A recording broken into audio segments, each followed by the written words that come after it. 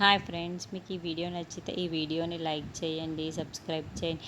రాజు, రూప, సూర్యప్రతాప్, ముత్యాలు, అప్పల్ నాయుడు వీళ్ళందరూ కూడా పెళ్లి మండపంలో నిల్చొని ఉంటారు. ఇక అప్పుడే ముత్యాలు నన్ను క్షమిస్తారా అన్నయ్య గారు అని చెప్పేసి రూపని అడుగుతూ ఉంటుంది. నేను మిమ్మల్ని క్షమించడం ఏంటత్తయ్య అని రూప అంటూ ఉంటే, నాకేదో దయ్యం పట్టినట్టు నీ మీద పగ పట్టుకొని కూర్చున్నాను అని ముత్యాలు ఏడుస్తూ రూపకు బాధపడుతూ చెప్తూ ఉంటుంది.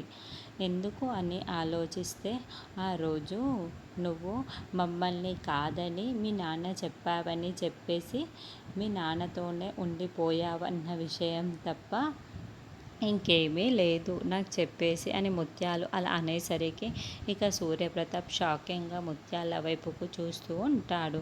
నేను నిజంగానే తప్పు చేశానమ్మాయి గారు, నన్ను క్షమించండి అని ముత్యాలు రెండు చేతులు జోడించి రూపను క్షమాపణ అడుగుతూ ఉంటుంది.